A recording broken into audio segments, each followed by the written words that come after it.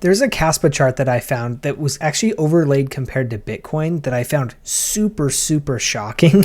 And so I want to go over that today and just kind of show you exactly what it shows possibly for the future and how Kaspa is actually tracking relative to Bitcoin. So let's go ahead. It actually does give us some relatively instructive viewpoints as far as when we could see kind of a return to previous all-time highs for Kaspa, if we see a similar type of run, all of that type of good stuff. So we're going to go through all of that today. First, I did just want to take a look at the Kaspa chart though, because things are looking a little tough. I mean, the fear and greed index we can see is in extreme fear. When we look at this relative to all altcoins, it seems like it's a little bit overblown, but when we look at it relative to Kaspa, I think that is totally fair. Kaspa has just gotten absolutely rinsed over the past, what do we want to say? The top here of July of 2024. So let's call it 18 months have been really, really rough for Kaspa. You can see here, it was actually looking to be like a pretty bullish pattern. We had this massive consolidation happening, and you can see actually kind of as we were starting to get towards the end of it,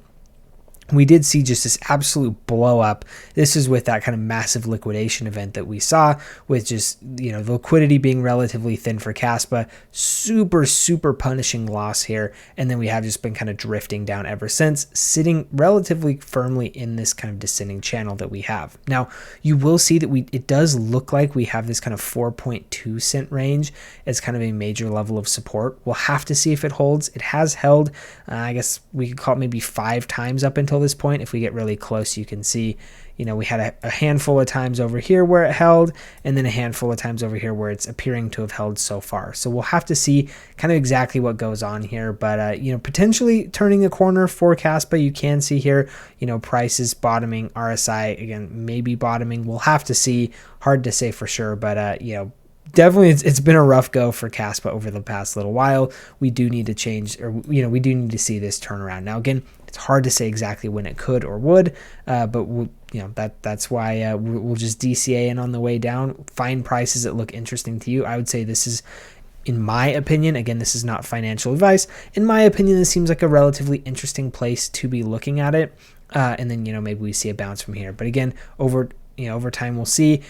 Maybe, I don't plan on going in 100% on Kaspa here, just in case we do see a further fall down to the downside here. We're not going in and doing anything too crazy. Now, if you are interested in trading Kaspa, maybe you're wanting to trade Bitcoin, SUI, ICP, Solana, whatever you might be wanting to trade, I do have that affiliate link in the description below for BTCC. They are actually doing a deposit bonus kind of like giveaway, which is pretty cool. So you'll see here a 10% deposit bonus on your first deposit over $500. If you are interested, it's basically free money.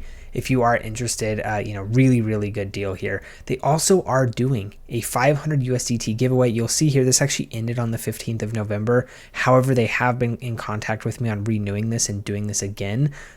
We did have those 2 winners drawn. So, congratulations to those 2. If you were one of the 2 lucky winners, congratulations. But I think we're going to be looking at re-upping this and doing another 500 USDT giveaway. If you are interested, of course, you do have to use my link and sign up, all that type of good stuff to qualify for this. Feel free to do so if you are interested. Like I said, it's a fantastic bonus. Even without the giveaway, it's a fantastic bonus in itself, where you can go in and, like I said, DCA Kaspa, trade Bitcoin, Ethereum, Solana, whatever you might be interested in.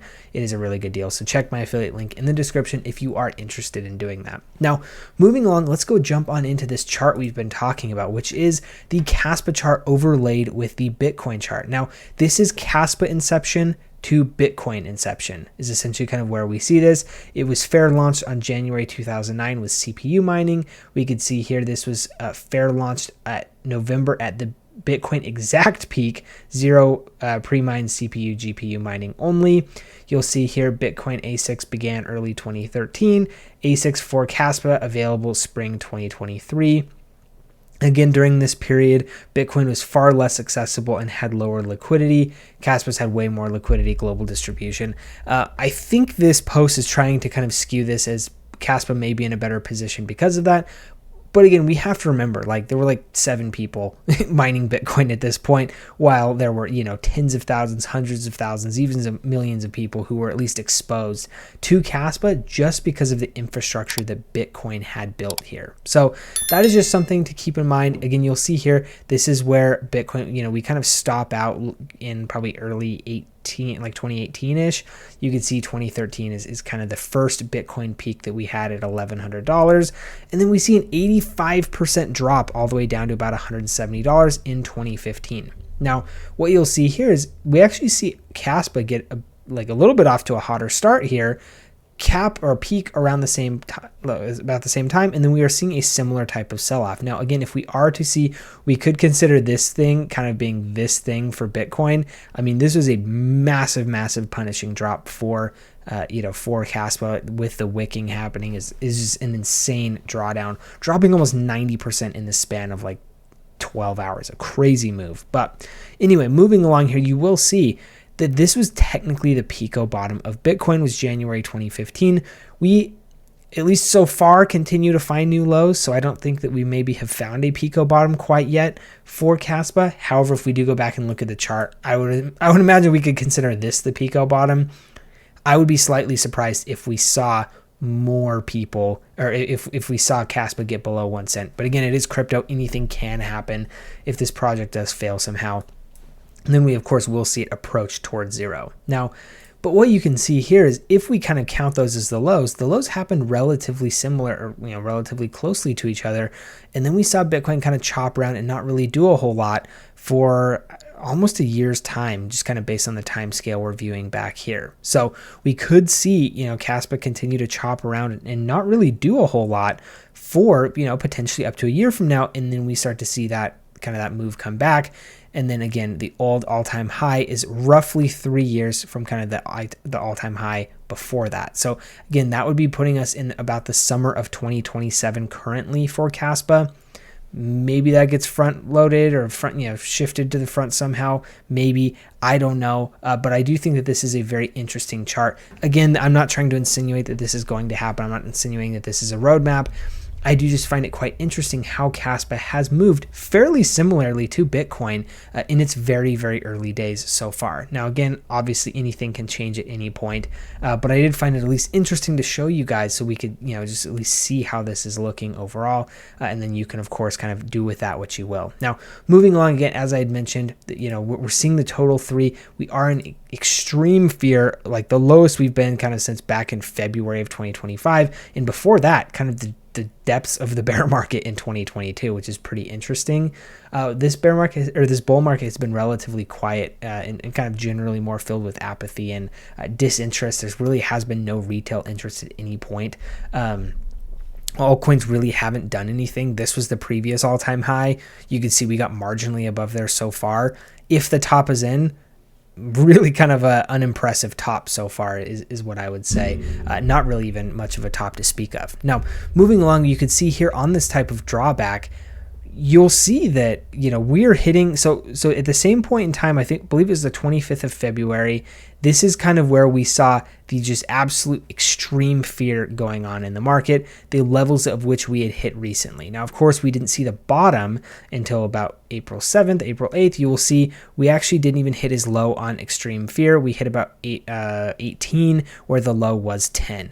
Now, we, of course, have seen a low of 10 here as well. We are currently at a 12, kind of dipping around in that range. But you will see when we hit that extreme low here, we were tangibly higher than when we hit that low back in February, and even more higher than we kind of hit that tariff low back in April. So if this does indicate a bottom, feels pretty good, kind of about where we are from an altcoin perspective. Again, of course, altcoins could continue to bleed. Maybe the fear and greed index just stays at sub 10 for months at a time. It is possible, that is for sure. But we have seen a relatively aggressive pullback in the altcoin market, but nothing really too bad compared to what we have seen in the past. So, potentially there's more pain to come. Potentially we are putting in kind of what we'd consider a higher macro low when we're considering kind of the fear and greed kind of index that we're looking at here. So again, just something to consider. Again, make of it what you will. I'm not claiming that this is, we're guaranteed to go up and we have hit a bottom. I do find that there are very compelling arguments for both the bulls and the bears at this point. So, we'll just kind of have to see who's right. Nobody really ultimately knows at this point in time. So I do feel slightly more inclined to believe that, we will see another run back to the upside. Potentially we see a lower high coming in December. Maybe we actually see the cycle top in December. Who knows? But I do still think that there is probably some sentiment that will turn around as we get a little bit later into the year, just because there are so many kind of fundamental things coming through the pipeline in the near term that I would imagine breathe at least some level of interest into the market. However, if the fear continues to kind of abound with the AI market bubble popping, all of this type of stuff, then obviously, then all bets are off and things can change very quickly. But those are all just kind of generally my ideas and my thoughts of kind of what I'm seeing here. The other thing that I find quite interesting, again, I know we had a video about this recently where we were talking about just kind of the stress and the worry about Kaspa and how far down it's been, all this type of stuff. This is an interesting thing that we saw somebody post here on X. This is a message that they got from this morning. You can see, do you have any other crypto projects you think are interesting though? Definitely thought I knew enough about Bitcoin to not invest much back in 2020. Should probably try to learn my lesson about discounting things before you fully understand them.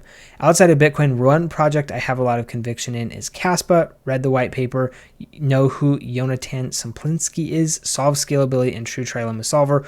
Only project that ever gave me Bitcoin vibes. Now, of course, this could be two friends and it's completely manufactured and all this type of stuff. Keep in mind that is possible.